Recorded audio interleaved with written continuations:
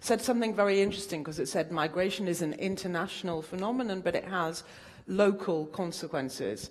So that's interesting. Susanne, Verena, and Jakob, let's keep it short, because we're...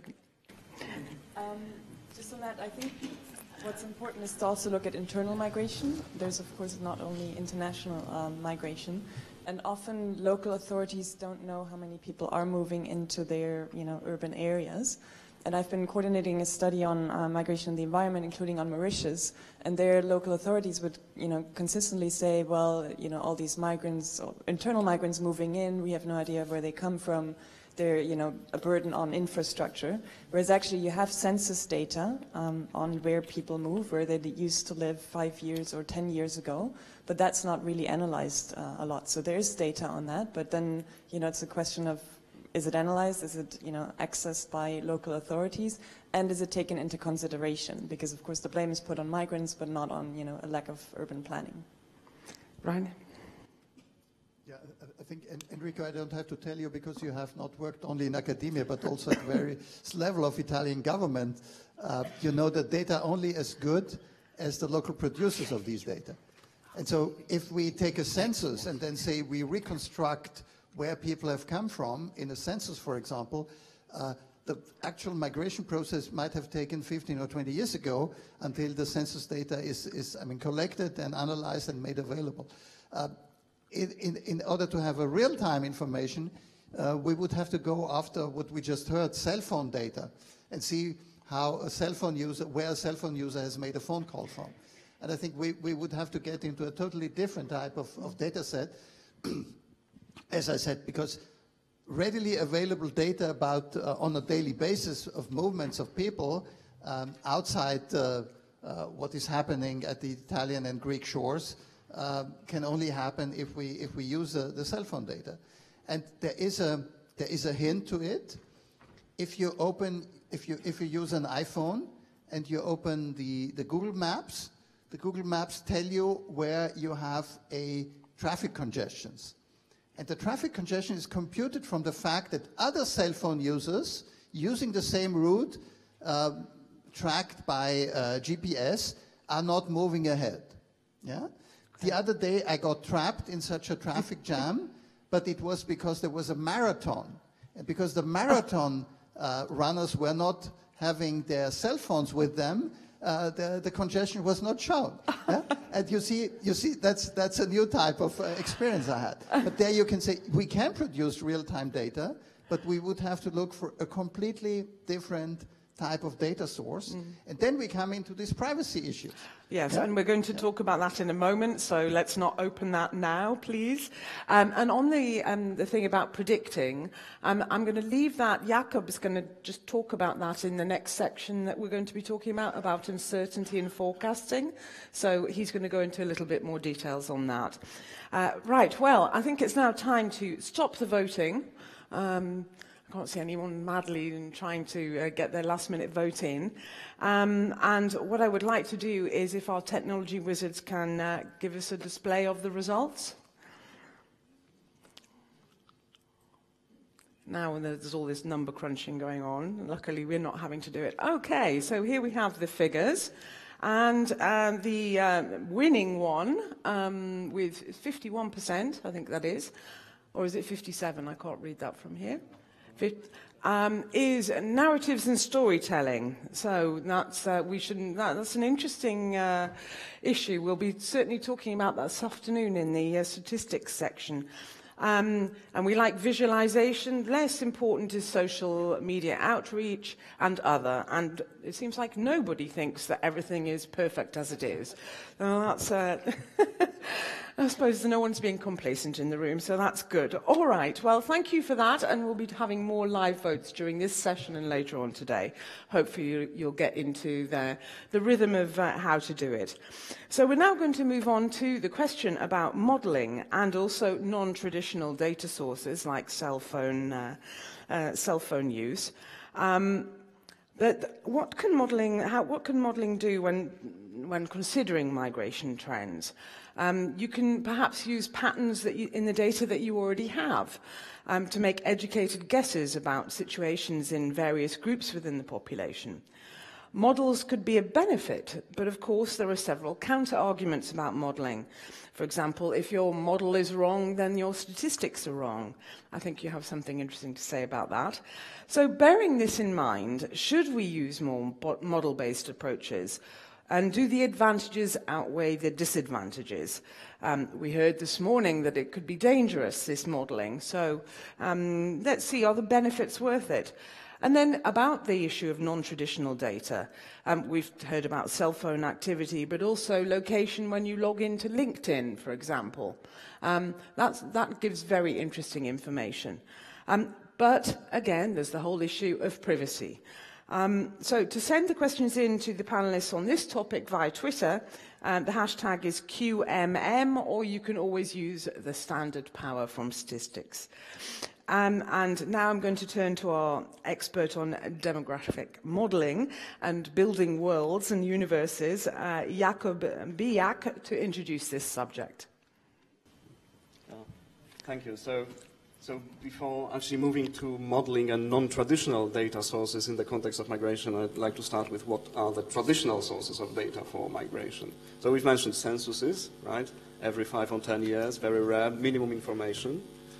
The administrative data sources, which are typically not collected for statistical purposes, but for administrative purposes, as they are. So they may be not complete, they may not cover all the populations that we'd like them to cover.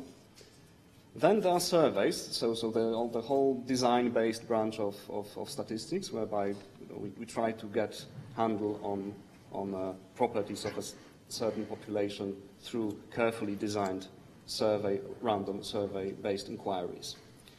And to flip your question, Amanda, how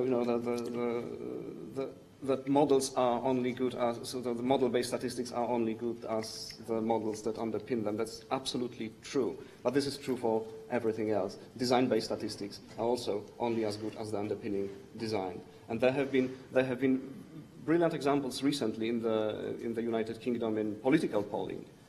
To those of you who are not familiar with the most recent political history of the UK, we had a parliamentary election, a snap parliamentary election in June, and hardly any polling company managed to predict the results to any reasonable degree of accuracy, except for one, YouGov, which was based on models. So this was showing the dangers of relying on the business as usual in treating design-based statistics alone as the holy grail in the political context. I'd argue this is the same with migration. So what can models do? Models can help us explore synergies between different sources. They can help us also estimate migration processes at the lower levels of geography. Going back to the previous question, this is a feature that actually is quite appealing, especially when contrasted to survey-based, design-based statistics. And also, these two possibilities, so having model-based and design-based, are not mutually exclusive. They can actually talk to each other quite well, and they have been examples in the literature of how this can be done, how to use the power of models, but also calibrate the results through carefully designed, design-based statistics, so that the results are trustworthy. And in the EU, what we have very good legal basis for experimenting more with models and model-based statistics than it's the case nowadays. Because in Article 8 of the Regulation 862/2007 on community statistics on migration and international protection, there is a proviso that well-documented and well-established statistical methods can be used for deriving and producing official statistics on migration and asylum. And this is something that's very much underutilized at the moment, and there's a huge potential there.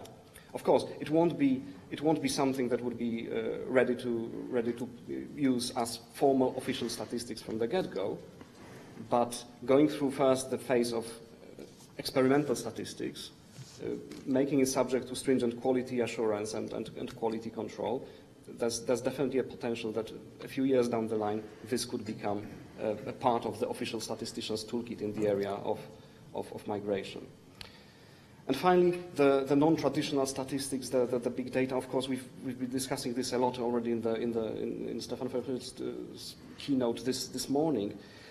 The problem is that the methodology is not quite there yet, and we very often don't know what the data actually mean. And not only that, even if we knew, this could change next week, because for example, taking the example of social media and private data, the companies could change their algorithms, and they typically do not produce the details of these algorithms. They do not release it for public consumption. So that is quite a big caveat. But there are areas in which big data and non-traditional data can be extremely useful, and one of those is early warnings. We've heard about the asylum crisis, and this is one of the key areas, key examples in the area of migration, where actually the timely data are of such key importance that it's really good to explore new possibilities, new avenues for data-based analytics. So all of that brings me to the final point, that of course I would, as a modeler, of course I would argue for modeling. How else? But there is a price to pay, and the price to pay is to acknowledge that model results come with uncertainty. And again, this is something not to be feared of. This is something that we need to learn how to live with, and we also need to learn how to communicate to our users how they can make the most of not only the estimates as they have them, but also about the accompanying statements of uncertainty, of ambiguity. Okay, thank you. Well, I don't know if anyone wants to sort of jump in on that. I mean, Rainer, you were certainly saying, in fact, your example of the marathon was quite an interesting example that fitted in very nicely with what Jakob said. We hadn't prearranged that, by the way, but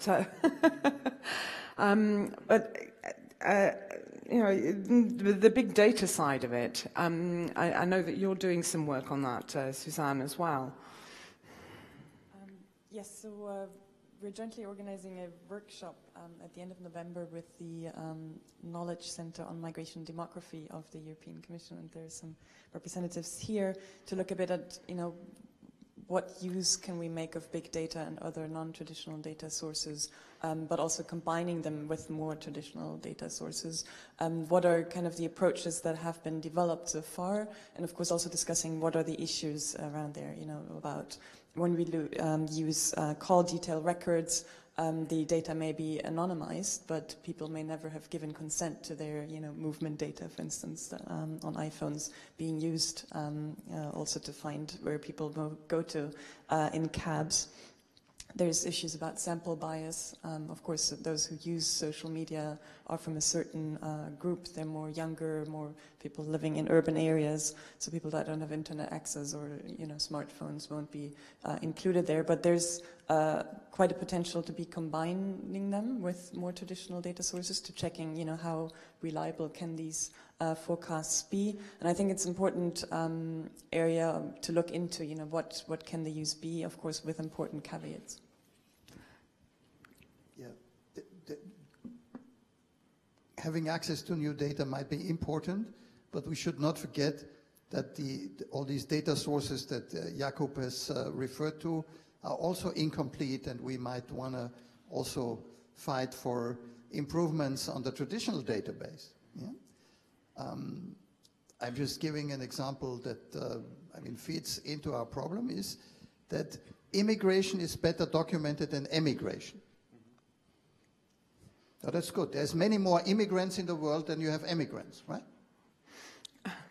Well, they should be the same, shouldn't they? Like the same number on both sides. Normally you would say the number of immigrants should be the number of emigrants on a global scale. Yeah, it can't be that there are more immigrants than emigrants, but we have that. Well, the same when you turn it around, when you look at trade. Exports are better documented than imports. So we have, when you look at global trade statistics, we saw there is a lot more exports than imports on our planet. And so we have the same with migration. So working on that and understanding what are the reasons why some data are collected in a better way than others, at least would help us to understand what kind of obstacles do we overcome. Is it administrative? Is it political? Is it money? Yeah, and the action to be taken is very different from a money issue to a political issue. Yeah, I'm just saying that. So a model can be good in itself, but if you want to validate a model and project the future, you need a good database, and then you need a good understanding, and there maybe it comes to storytelling, but this can only be at the end. We need an understanding to what extent the past might translate into the future, or to what extent we will have a very different future. And this is a decision that only people modeling can take. This is not only a database issue. I think it's an excellent point, but this argument works both ways, because also models, what do models provide? They provide a formal, rigorous language for testing the data and for making sense of the data, especially in the context where we have so many different data sources that seemingly are pointing to slightly different conclusions.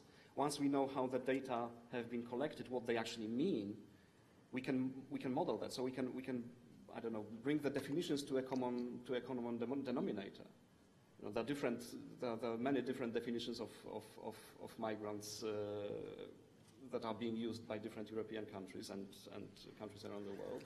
So how to make sense of that? We could do that, for example, with the help of formal models. I think beyond modeling, it's also important to look into forecasting. And there, the interesting thing that most of you in the room probably are not aware of, including people working with this data professionally, is that the major global projections of population assume that international migration will disappear in the future. Why? Because we have global convergence. So that's the same assumption. I'm sorry, can I just ask the technicians, because we're having a lot of backwards and forwards, can you just keep the microphones on, please? I'm just saying, we think that fertility will be the same in the future, mortality, there will be convergence, and because migration is seen as reacting to an imbalance, we think because living standards will also be the same in the future, international migration will disappear. Yeah? And this is why long-term demographic projections gradually phase out migration, and in the end only show the dynamics of birth and death, yeah? the assume. But you could also interpret it in the sense that we think migration is a deviation, a disease, something that should not happen, things like that, yeah, and put some negative elements to it, and hope a bright future will be a future without migration, because the living conditions in Belgium and in Somalia will be somehow the same, and a certain number of people will want to go fishing in Somalia and move there, and a certain number of Somalis will want to study at ULB in Brussels, and so the migration between Somalia and Belgium on a net base, migration will not disappear, but on a net base it's going to be the same. And this is the basic underlying assumption on which, for example, the United Nations Population Division is working. So when you look at, and this is the most quoted population projection when you look at the global citation index. But most people never look into the migration assumption, and they're also not widely publicized, because even the people doing them are not sure whether they should publicize the assumption. Jakob, and then Alice. The good news is that recently the UN Population Division upped their game with respect to migration assumptions. Only pushed it into the future. Yes, but the main problem here, I think, is that the uncertainty, migration is so volatile, that the uncertainty in migration is so massive that everything beyond, say, 10 years horizon is almost pure speculation. So the question to us, methodologists, is how do we do that? How do we make reasonable assumptions about future migration, which we need for other reasons? That's right. But there's also some uncertainty about the future number of birth and the future number of death. But there we don't say, because we know nothing about it, we assume nobody will die and nobody will be born. It's only in the migration field that we assume nothing will happen, because there's uncertainty. We react differently on the basis of uncertainty at the level of fertility, mortality, and mobility. Let's not forget about that. And I think that, Alice, you perhaps want to... I have nothing to say about your no, models, but I think you're experts here. No, but when we were talking about this topic, one of the things that you mentioned, which is certainly not appearing anywhere, is climate refugees. Yeah, that was why I was actually asking, because I was thinking about, like, you're talking quite a lot about cell phone activities. But I mean, you can just lend your cell phone to someone else, and maybe, I don't know how reliable that would be as a source, but I'm just thinking that myself. I would be very much interested in money transfers, but that's like Stefan was talking about before, that's a private source, but money transfers, how is money going, how are people migrating, and how are money moving according to those flows? I know when I've been to Greek islands, everyone goes into these offices to get some new money from home to continue next leg of the trip. So that would be very interesting, Western Union, for example, to see how things have been going. But I was also going to ask you, Susanne, because I know I met your boss, Bill Swing, a couple of weeks ago, and he was talking about that you have set up a certain research part for what he would say environmental migrants, and I was saying climate refugees, and I know UNHCR and IOM is fighting between also how to use words, refugees or migrants. But actually, how do you go about, and what models do you use to actually say that those will be environmental migrants and not economical migrants, for example? What sort of methods do you use? Because there is projections that will be 200 million environmental migrants by 2050, but that's a figure that is floating around and no one actually knows anything about it. Thanks for the question. First a note on terminology. There's no fight between UNHCR or IOM. There's quite an agreement also in academia that there are no climate refugees because the Refugee Convention doesn't include environmental factors, and that's why we speak of environmental migrants. Now, when we there's a convention on migrant workers, but I think that's but just in terms of definition. In terms of the data that exists is on displacement within countries due to disasters. It's the Internal Displacement Monitoring Center, IDMC, who estimates these figures based on government data, but also based on incidents. So we know, after the hurricanes in the Caribbean, we know how many people had to leave their houses within countries. There's hardly any data about people that have to cross borders. So, for instance, after the earthquake in Haiti, many people went to the Dominican Republic. Now they're moving to Brazil. There's not much data on that. So we know we don't know much about these movements. And methodologically, it's very difficult to determine, for which reason someone migrated in general. And that's why in the study I mentioned, we didn't look at whether people moved for environmental reasons, because people move for a number of reasons. And the environment usually is one factor. Just to give you the example of Hurricane Katrina in 2005. So you had the hurricane that hit New Orleans, and you had some people who took, their family, some of their belongings, took their cars and left the city, and others lost their houses. Maybe they were wage laborers. They could only get, wage every week. They didn't have any income anymore. They had to be evacuated into the Superdome.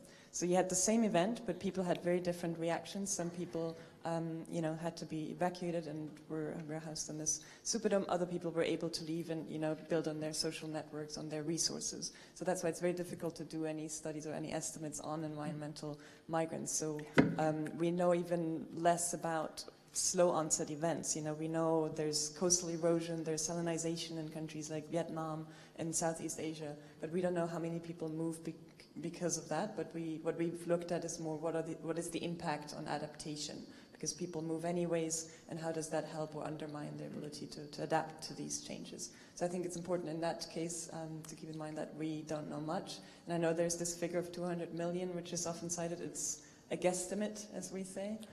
It's not very reliable. A guesstimate.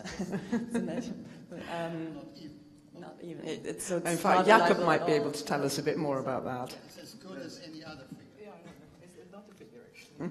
There has been a review study carried out in the UK by the Government Office for Science some 6 years ago, basically looking at the drivers of environment-related migration, and basically confirming what you said, Susanne, that it's very difficult to tease out the environmental from any other types of drivers that make people move. And also, one of the conclusions they made is actually it's not the migrants who should be of the highest concern, because if they have resources to migrate, that's actually an adaptation strategy, whereas the populations who are trapped in unfavorable environmental conditions are those that are the most vulnerable. And on the 200 million, there is a fascinating story to that. So many people repeated that in various publications. But apparently, this 200 million guesstimate can be traced just to one single source. So it's become a big echo chamber. Everyone was repeating 200 million for many, many years, as it almost became the established truth of the forecast of environmental migration. And how it was established by simply drawing a line and counting population living below a certain elevation that might or might not be displaced when the waters rise over the course of the 21st century. As simple as possible. Okay, so next time you hear that figure, we now know perhaps where it comes from. Okay, Alice, do you want to say anything else, or because no? Okay, right. In this case, we are now going to. Let me first of all see if we've got any questions from Twitter.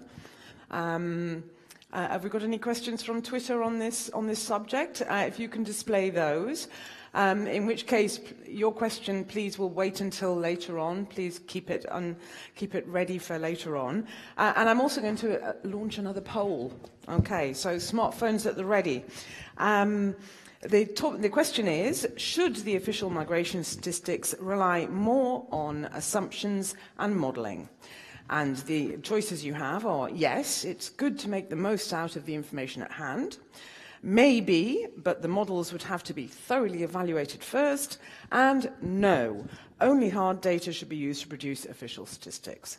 So don't forget to refresh your app if you can't see the question, and for those of you online, you can also, watching online, you can also vote as well. The voting will be open for a little bit. I'm now going to look at some of the questions that we have on Twitter. Okay, Jakob, we have a question for you. Model-based statistics on migration can also help test original data quality and consistency, can they? Definitely yes. Definitely yes.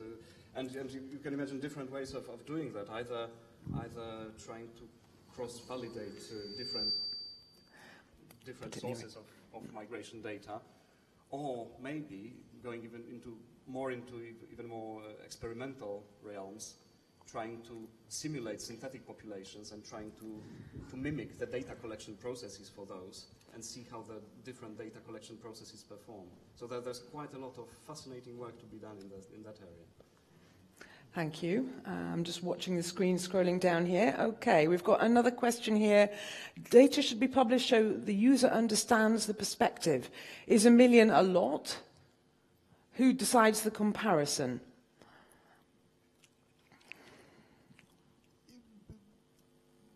Statisticians are producing data for an unknown audience. They first collect it, so you don't know whether it's a lot or not. It's in the eye of the beholder. But one way of giving a spin is that you produce the graph yourself. This also refers to Emanuele's question in a way. You do it as simple as possible, and then you're responsible for the spin that you're giving. And any type of visualization has a spin with it, yeah, because you can already the way you show it somehow tells a story, even nothing is written on it, yeah. But it still remains in the eye of the beholder whether it's a lot or not. Yeah? I would say that, like a reporter, I would never make the comparison myself, but I would put it in a context. 1 million in the context of what? And then the listener, the audience, they will have to think themselves, actually. I think that's quite important also to give context to your figures. Susanne? Yeah, what can also help is to put it in relative terms. You know, we talk about migrants, and people have the feeling everyone is a migrant. We're overwhelmed by migrants coming.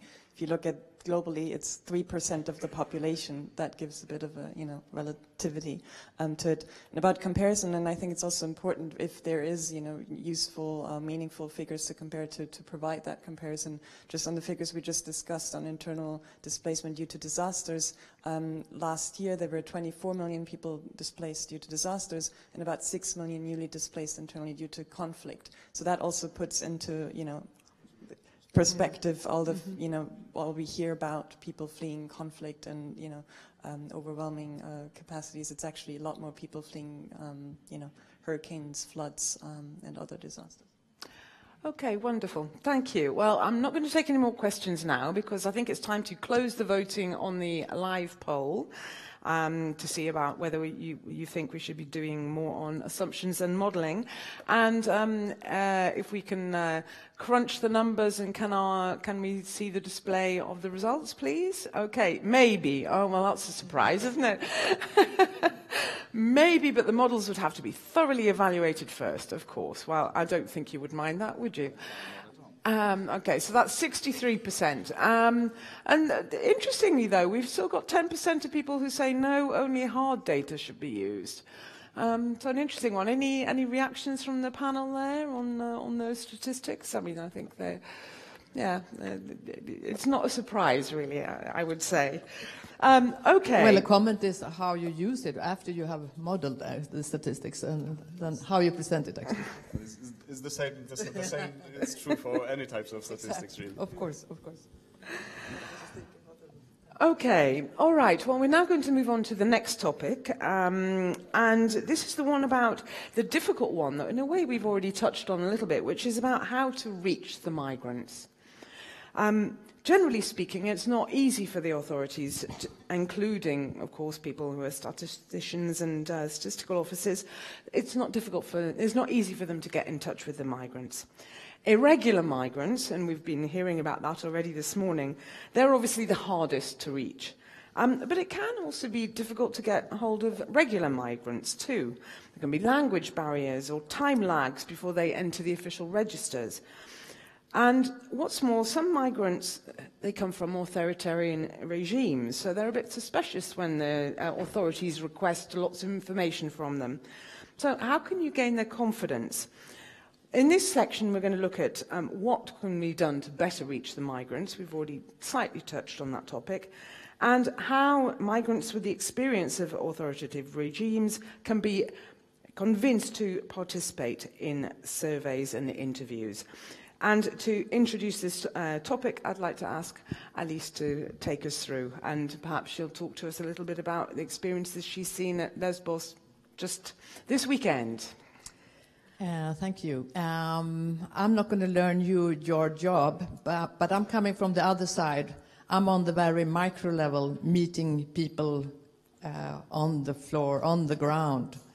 So, yesterday evening I got in from Lesbos. Yesterday morning I was interviewing a psychologist because mental health is going down drastically in Lesbos because people are stuck there. And he was telling me that new arrivals, there are a lot of new arrivals for the moment, people are coming from Turkey, and the new arrivals, they give first fingerprints, and then they get a photo, and they are registered. And after that, they go to a medical checkup. And they will all say that they are feeling fine, they are healthy. Because they believe, most of the new arrivals, they will believe that that's the way they will get in, that they are strong enough to enter and that we are willing to welcome them if they are healthy. So no one is saying that they actually do feel shit, that they are having some problem, that they are completely stressed, anxiety is riding them every night. No, nothing of that they would tell if that's the case. It's not necessarily the case with everyone. But they would keep on saying that they are very healthy.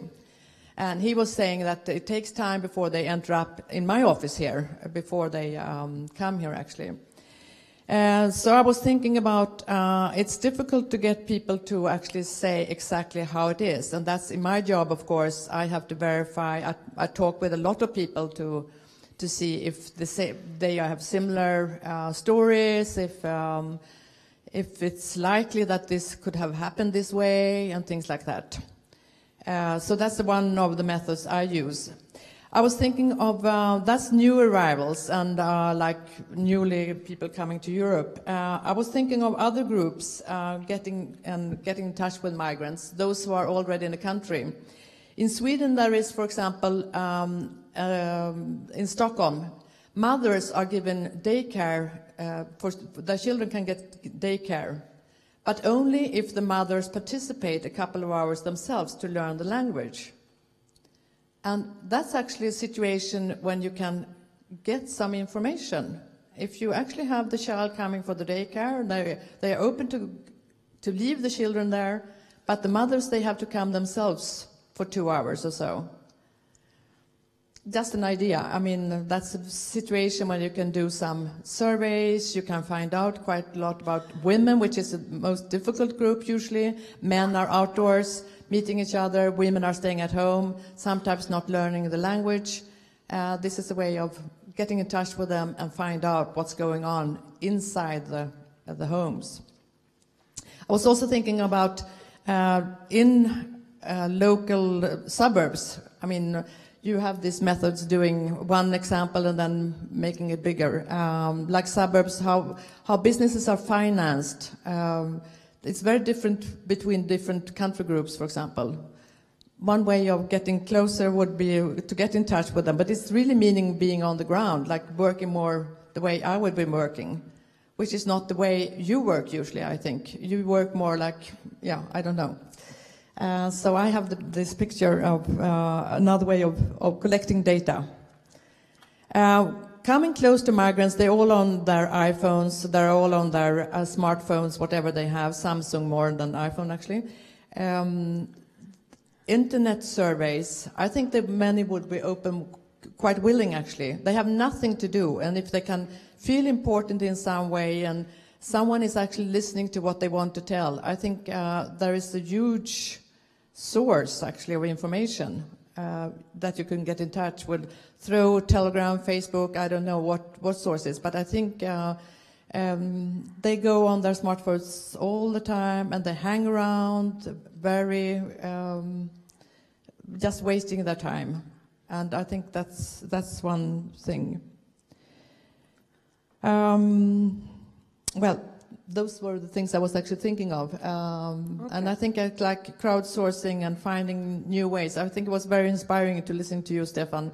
I think there are a lot of new ways of finding information, actually. But I think crowdsourcing is important to get close to people. Thank you. In fact, that idea about having an internet survey, you know, we're all talking about extrapolating the data. Well, why don't we just ask them? I don't know. It's a very turning it round on its head. We usually talk about people and talk around people, and we talk about the migrants. I mean, everyone has a dream, everyone has a name, everyone has a family situation, everyone comes from somewhere, is on his or her way somewhere. So there are a lot of identities, and I pick 2, 3, 4 for every story. But your thing is, of course, to make a bigger crowd of it. Mm. Susanne, I know that there's a migrant app that's either in development or being used already. Yes, just first, just one point on reaching these, let's say, more difficult to reach migrant populations. I know this is a statistics conference, but there's of course a lot of value in qualitative research as well, and that's already being done. And you have informed consent, so you inform people about, why do you want to do this research? And there are a lot of studies also on people arriving in Lesbos, and yes, maybe it's not just statistics, but it's more about, what are the needs of these people, what are their, as you say, psychosocial health needs. So that information exists, but I guess, it may exist in a paper or in a nice long publication, but the question is, does it reach people beyond, let's say, the academic circle where it was produced or presented at conferences? And then, when you look at statistics, you can oversample migrants. I mean, I personally haven't really seen an issue with trying to reach migrant populations. There are different approaches to try to identify them. In terms of reaching out to migrants, what IOM is working on is this MIG app, where we want to provide information. Oftentimes, studies have shown that many people don't know much about the country they want to go to. You know, it may be, I don't know, they have seen a TV series or someone told them, you know, this country is really nice, you should try to go there. So there's a lot of misinformation. And of course, a lot of information is shared via social networks, so more about friends, so it's important to also tap into that. But such an app is also a way to kind of communicate with populations that IOM, for instance, assists. You know, we do a lot of resettlement, assisting people in needs who are caught in crisis, etc. So also that they can feed back of, about their needs, what they need. There's an approach called communicating with communities, where people can send in information, so polling over cell phones as well about their opinion. And also you mentioned before the money transfers. Often if you look at some of the corridors where people send money home, some of them are extremely expensive, and there have been a number of initiatives also at the UN level to try to tackle that and to get the amount of the share people need to pay for it down. And there's some interesting developments over cell phones where people actually transfer money. It was started in Kenya, and actually it led to a lot of savings because people then had credit on their cell phone, and many people didn't have access to banking, but they all have a phone or know someone who has a phone, and then they use this credit. So there were some interesting side effects there as well. Mm-hmm. I think it would be very interesting, at least I would be very interested in get more information on why X is migrating and not Y. Is it only a question of money because that person had enough money to pay the ticket, or could find someone, got in contact with someone who could help that person? Like you were saying about climate refugees, I shouldn't say environmental migrants. Why are people staying, some of them, and why are some people leaving? I think much more information on the migrant and their motives and what their drives are. Because we're very occupied by how to integrate them and what's happening here now when they're coming. But most people actually want to stay at home if they could. They would like to stay at home, and they would like to go back. And maybe they would like to come 5 years to Europe, earn some money, and go back again to West Africa. Or there could be many solutions to that. So I think it would be very interesting to have more data on reasons for this migration. And it's not only economical, because, no. I said, Rainer, you wanted to, and then... I think the order doesn't matter.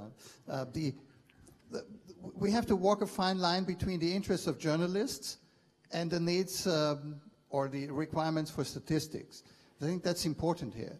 If you travel to Lesbos, spend a couple of days or weeks there and say, oh, these people have nothing to do, we could just talk to them, that's a journalistic approach, that's fine.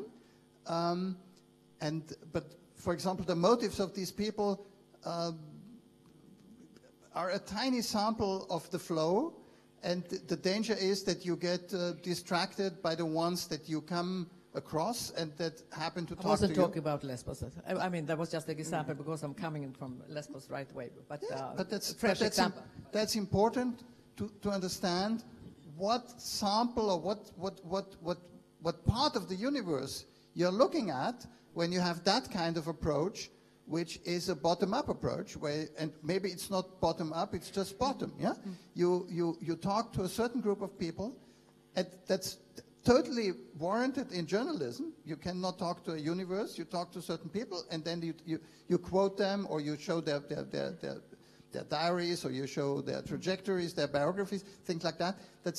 I'm not saying this is not legitimate, but if you want to know something about that is valid at a statistical basis, you need to make sure that this information represents something more than this person or this group of persons you have been talking to.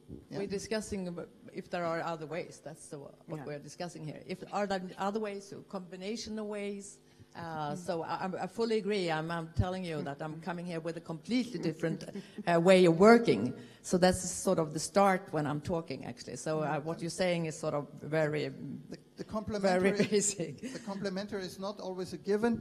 There is not much interaction between cultural anthropologists and hardcore statisticians, just to give you a clue. Yeah, and you would gain a lot of information from studies that cultural anthropologists are doing, including among migrant communities or communities of origin, where they're coming from, things like that. It's not always easy to aggregate this to a level where then you could draw a statistical conclusion to bottom it up. That's the only thing I'm saying from experience. But one important thing to bear in mind here when it comes to data collection is that we really need to be quite clear about the ethics and the privacy safeguards of people who may be in quite vulnerable situations also from the legal point of view and law enforcement point of view. And this is something that actually, when it comes to statistics and the power of statistics, we can do something about it. So there are techniques that enable us to make inferences about the populations without endangering anyone's privacy. So there are approaches like the list randomization technique, which does exactly that. So no one is actually forced to specify whether they are in a country legally or illegally. But yet, in the way the process works, it enables us to estimate the number of people who are in this situation at the aggregate level. And this is something that has been successfully tested in other areas of applications like corruption, like illicit drug use, like unsafe sex, and so on and so on. So there's definitely quite a lot of mileage here. Leading on from that, I wanted to mention a point that I've seen a bit more on in local surveys. We wanted to do a survey in Papua New Guinea of a population that was displaced by a volcano eruption.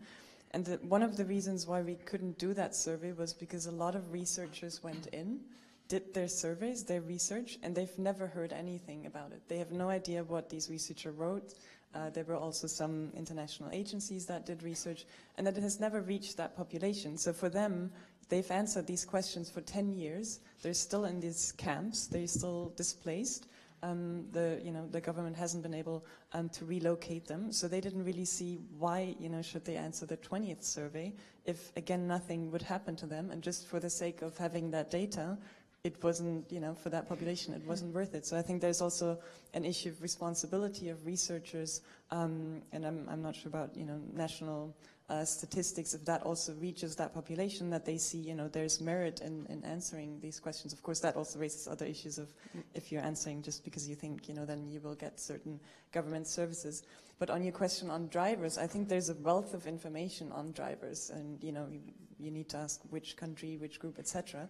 But I think it relates back to our point at the beginning of the session about the wealth of information, and sometimes it's difficult to kind of stay abreast of what's out there. I mean, just in the last 2 years, there's been so much research on migration to Europe, within Europe, but it's very difficult to kind of stay abreast of it and know, what are the latest findings and making that available. So it's, relating back to that point about knowledge management. What do we actually know? What are the studies telling us for the time being? What is the state of the art? And making that available maybe in a more concise form. But that's very interesting that there is so much information, because if you go to what is in media, then you don't find all these findings. It's not made public for like audiences, for readers, in that amount that you are saying, actually. I mean, I'm really interested in reading what you're talking about. Okay, right, I think we're going to round this up because we've got one more topic to go, and I don't really want to keep you from your lunch very, very late. Do we have any Twitter questions on this particular topic? No? Okay, great. Well, then we're going to move on to our final topic, which is the thing that we've already touched on again, about the need to have faster and more complete information about migration. The scarcity of timely data, the difficulty that decision makers have in making policy without having the timely data. How can we make better use of existing sources, and what can be done to harmonize and streamline the data that we've got. And to introduce this topic, I'd like to ask Rainer Münz to start us off. Yeah, we are here operating in the field of demography in a very large sense of the term. And I think it's very important to see that there's only three elements in demography. It's birth, death, and human mobility across borders, whatever that borders are. It could be provincial or city or international. We are discussing in the context of international here. And when it comes to analyze the death, we call it mortality, we have about a 350 years history of analysis which started in the City of London because the insurance brokers wanted to know when they were starting the life insurance business to analyze. So life tables got developed 350 years ago for the first time in the City of London. When it comes to birth, so we call it fertility in demographic terms, we have a bit less than 100 years of good tradition of analysis. Whereas migration is kind of a latecomer, or you could call it a foster child. On the one hand, because hardcore old school demographers, they hate migration because it disturbs the model. Yeah, if there would only be no migration, we could perfectly model a society, a demography. We could project it into the future. Whereas if people are able to enter and are allowed to leave, this disturbs the model. Yeah?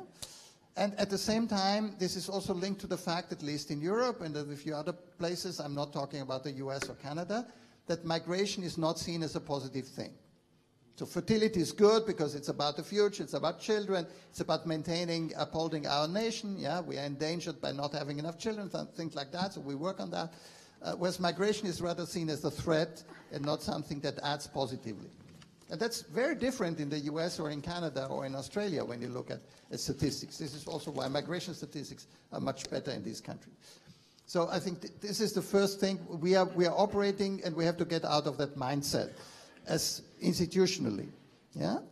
And then we see that migration is very different from birth and death because there's universal ways of defining and registering and accounting a birth or a death. Yeah, there's an international classification for the reason why you have died, promoted by WHO, and the UN has made this mandatory to use it.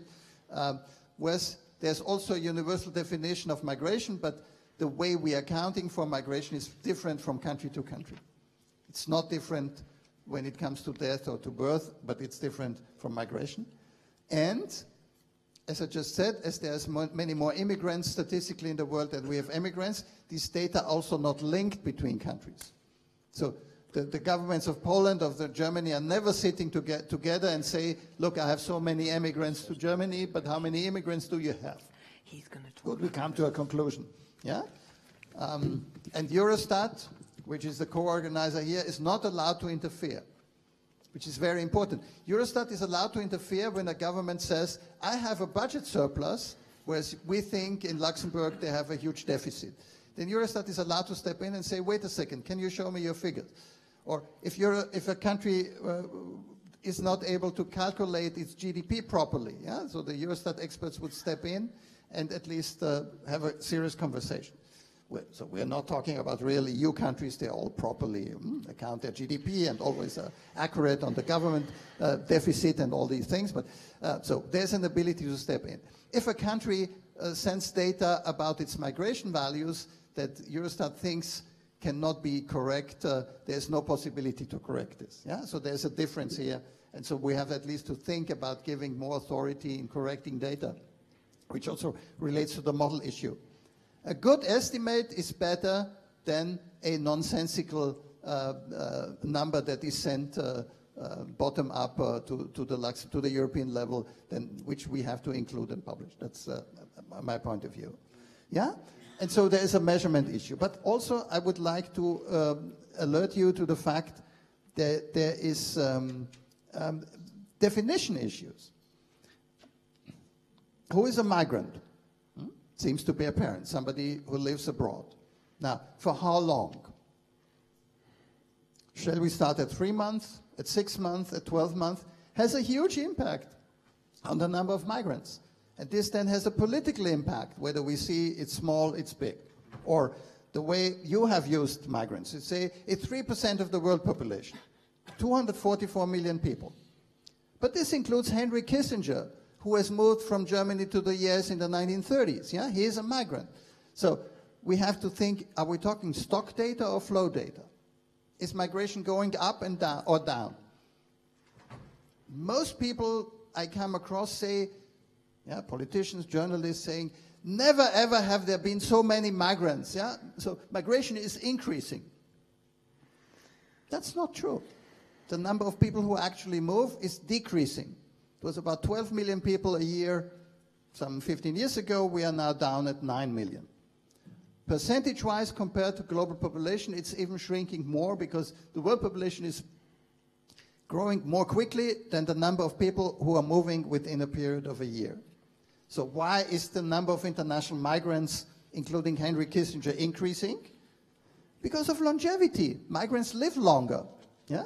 If you live longer, there's more migrants when you look at stock data. So we have to distinguish between stock and flow data. Illegal migrants. When you look at Frontex data, they say illegal, but they mean border crossings. Yeah? Now, the Geneva Convention and the European Asylum Law says clearly when you have crossed the border in an irregular manner, and then you ask for asylum immediately, the irregular border crossing cannot be held against you. So today, most likely, the illegal immigration to Europe is zero. Why? Because at hotspots, we have set up dedicated teams that immediately make sure once you arrive, you ask for asylum. This heals the irregular entry, and so illegal migration to Europe is zero. But this is not noticed by Frontex, because they are continuing on looking at illegal crossings. Yeah? All these things, but these are definitions that matter, but the definition is then translated into a politically, potentially important narrative, yeah? That produces images of fear or images of an imminent danger or images, it's not a very relevant phenomenon, maybe let's move on, things like that.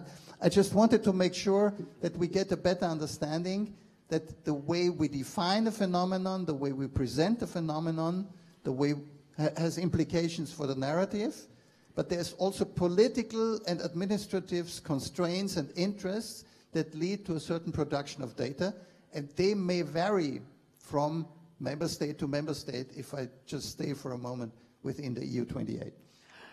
Jakob, I know you were very keen to, because also you want to follow on, well, you were nodding like mad, but so you can talk about your agreement, but there's also a related issue about this, about the figures, which I know you want to talk about. Well, and one of the elephants in the room is net migration, of course. So well, to quote Andre Rogers, a prominent American demographer, there are immigrants, emigrants, but no one has ever met a net migrant. Because the trouble is that this is an artificial aggregate that conflates two different processes involving two different populations, having two different profiles in terms of their age, their educational structures, whatever have you, that the net result just of subtracting one group of people from the other group of people is short of meaningless, and it's not really fit for purpose. It would be if we didn't have any other data sources. So the situation, one situation where it could be useful is basically where we don't have any data on migration. Then net migration is as much as we can get from the residual of the population equation. So if you take population change minus the balance of births and deaths, whatever's left is net migration, and that much we know. But in Europe, especially in the EU, with all the data that we have, we can do so much better. Yeah, sure, but it's a workaround because we don't trust immigration data. Yeah. And this is why we think if we would calculate immigration we have versus immigration which is underdocumented, we might get to a wrong result. Yeah? Just think for a second if we would compute natural population change not by looking at birth and death, but at the same time just taking birth minus death and then would just be projecting the difference. Most people would say this doesn't make a lot of sense, yeah, because it's a big difference whether you die at age 80 or whether you are born at age 0. But we do exactly this with migration. Just to break it down into an area where maybe some of you might be more familiar with, it's a kind, and as we are not sure, then you have a bit asterisk which says including statistical error, so including statistical adjustment, yeah? because all the other errors that get into the process are also put into this category of net migration plus statistical adjustment. And this makes it even less usable. And try explaining that to the policymakers who don't seem to have reached that conclusion yet. Okay, I think I'm going to stop the debate here because I want to see if there's... there was someone who wanted to ask a question before. I haven't forgotten about you. And we'll get a microphone to you. Is there anyone else who would like to ask a question? There's a gentleman over there. And a gentleman over there. I'll take you three, and then we'll see how we're doing on time and how complicated and long responses we have. But please, could I ask you, we are short for time. Could you just give a question and not a long statement? Right. Thank you. Thanks for not forgetting about me. I'm spending a lot of time trying to make sense of the data for my bosses, for instance. 3 million residence permits in last year in Europe, but for sure much less net migration. So we forget that people are moving back and forth, people are not staying necessarily for good, etc. I think something which we tend to underuse, let's say, I agree with the fact that we must improve the quality of the data, the reliability, matching between data sets, etc. And we need to build on new technology. We also need to use better what we already have, and I think we don't do that so well. When I say we, I mean perhaps the European Commission, Eurostat, policy DGs, etc. I'm from DG Home, legal migration integration. And I think part of the thing we could do better is also, for instance, the labor force survey, which is not a migration source as such, is much and more and more used, and it contains things that migration data does not contain, typically age, education, duration of residence, etc. of people. And I think if we would have in all member states some, for instance, questionnaire in several languages, as the UK does and other countries do, and in those countries you have much better coverage of migrants in the survey, we will also get a good progress there. So I just stop there. I have many other suggestions. Okay, yes, thank you. I was going to say you're giving us good suggestions, but I'm interested in the question. Yeah, quickly, yeah. I think that's an excellent idea, and this is something that actually Eurostat started with the mainstreaming of migration agenda quite a few years ago, and the idea was basically to add migration-related questions and indicators to all different instruments, such as the labor force survey or any other. And I think the more of it, the better. But the caveat is that it cannot be a one-off exercise. It has to be something. In order to improve the measurability of the policy outcomes, it has to be something that's done on a consecutive basis. Thank you. There was a gentleman over there. Yeah, thank you very much. Just keep talking. Yeah, I keep talking, okay, and it gets louder. Konrad Pesendorfer, Statistics Austria. I just wanted to react on this match between the use of new data sources versus traditional data sources. And here, just by saying that I'm enthusiastic that we should use new data sources in official statistics, but then restating and confirming what Rainer Münz said about traditional data sources, I cannot imagine that we will produce migration statistics simply on the mere basis of new data sources. So traditional data sources will always matter and will always be actually the basis of our statistical production. And there we need to square a circle, because the criticism that data come in too late or incomplete is actually a consequence of the fact that, as it was said, administrative data only serves administrative purposes, or mainly serves administrative purposes, and then the statistical function jumps on it and tries to make use of it. And I think this is the key or the main thing that we should think about. How can we introduce a mindset when we set up or define administrative data, that there is more than just the administrative use for those data, but also statistical use. And then you can speed up processes. You will have administrative data more readily available. Representativeness, which is a huge problem for new data sources, will be a less of a problem, not a zero problem, but less of a problem. So the question here is, how can we get the main function that we try to achieve into all kinds of data sources, traditional and non-traditional. And the idea is actually to better describe the phenomenon of migration. And this is a very political question because administrative data is actually set up by policymakers in the end. Yeah. Okay, before we answer that, I'm going to take the final question and then we'll answer those two or final comments together. Okay, I'm Jim Ridgway from Durham University. David Cox once remarked, all models are wrong, but some are useful. There's a saying in the mathematics community of once a model's in place, it's harder to shift than a graveyard. So some of the problems with modelling, the obvious problem is not having the appropriate elements in the model, like climate change.